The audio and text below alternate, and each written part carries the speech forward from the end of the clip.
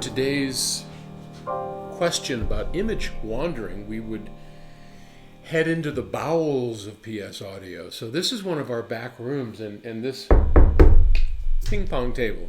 Guys come back here and play ping pong, and it's got buzzing lights and back. Well, of course I had to bring Nipper, but see back here?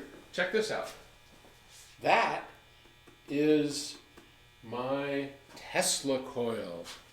I used that in the video I made a while ago called Coal to Coltrane. And I was just looking for an excuse to buy a Tesla coil. So the movie provided that. But this is sort of a break room for PS Audio, just to give you different views around here and get rid of my office because we're getting bored with my office, right? All right. Jack in Utah. Paul, what causes the image to wander? Great question. For instance, on a recording of a string quartet, the violin may start at the left but wander to the center or more now and then and back. And at different parts, you hear this image wander. I know the violinist is seated, so what's causing this? Speaker crossover, cables, electronics, or the recording? That's a really excellent question, Jack. And I'm going to tell you that it is your speakers. So the image that we hear is controlled by a number of different factors. The electronics, the room, the setup, the speakers. But when you're talking about something like image wander, as we are here, where you can actually hear at different points in the playback, the image actually physically move, that's almost always due to speakers. Sometimes setup and room. But almost always speakers. And what I have found is that you can sometimes adjust that out of a speaker through careful setup, and we'll get to that in a second. But let's talk about why an image is sitting somewhere in the first place, okay? So we know that a stereo pair of speakers with our left and our right combine to make a center image, which we call the phantom image. We had a discussion in an earlier one about why speakers disappear. And how an image is developed when there is no physical piece to produce it, as in a stereo setup, and this phantom center channel, is really all dependent on how well the speaker has been designed in terms of crossover and driver and setup. So we know that if we kick back and we listen to a set and we hear the person solidly in the center, we know that is when the left and right speaker are playing at equal level and our ears are hearing it equally, right?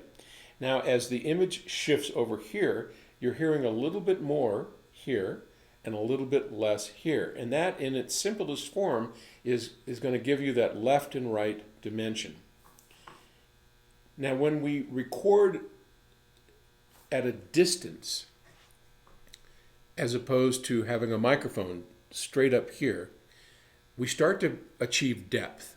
And that's if you ever listen to a properly set up stereo system and you hear somebody coming right out of the speaker, it's because they're very close to the microphone.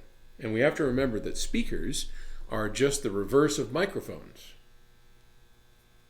Put that in your head, right? If I have a set of microphones recording me, and I'm speaking as I am now, when we play this back, the roles should reverse, right? I should now be behind the speaker if there's any distance. But if I get up to the microphone like this and start talking, you're going to hear me come right up next to the speaker, and all that depth is going to go away, right? So depth is due to the distance between me and the microphone, and on a stereo recording, where the image appears from left to right has to do with level. Now, if we combine all of those things together, the depth and the speaker, then much of it is going to depend on the speaker's ability to reproduce that properly. And a lot of speakers struggle with that. So for example, if we have, let's say, a three-way loudspeaker, and I don't know what kind of loudspeakers Jack has, but let's say that there is a three-way loudspeaker, which is tweeter, mid-range, and woofer. The crossover that's trying to combine all of those together is a pretty tough job. It's trying to seamlessly go from one driver to the next without your ear detecting it, where it is, where it's coming from, and that's a hard thing to do. And depending on the skill of the speaker designer, you get results from seamless to all over the map, right? And the same can be true when we talk about an off-axis response. So as I'm sitting here and the speakers are here, hopefully they're not pointed directly at me, they're somewhat out. When that happens, I'm listening to a lot of off-axis response, which can be very different than on-axis response. So the combination of on-axis, off-axis, driver separation, whether it's a two-way loudspeaker, a four-way, a three-way, how the drivers and crossovers are designed has everything to do with the imaging. So I can tell you, Jack, if we were to replace your loudspeakers, that problem would go away or change. On the other hand, and again, I don't know what you have, but there's a very good possibility we could fix that through setup. I've had a number of videos on setup, and I don't want to drag this one out, but my advice to you is to go to two extremes. One, again, not knowing what your speakers are, face them straight at you, away like this, and listen almost completely off axis, and see if that problem gets better or worse. If it gets worse, you know that you have an off axis problem.